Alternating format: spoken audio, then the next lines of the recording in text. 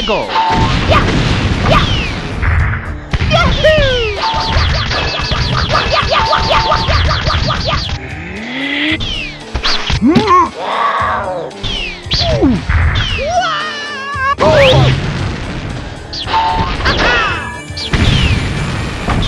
Here we go.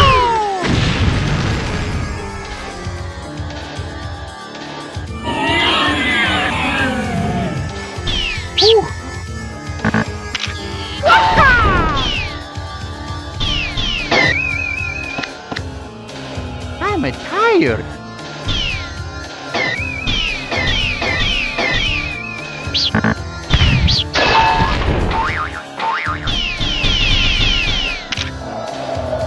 Whoa!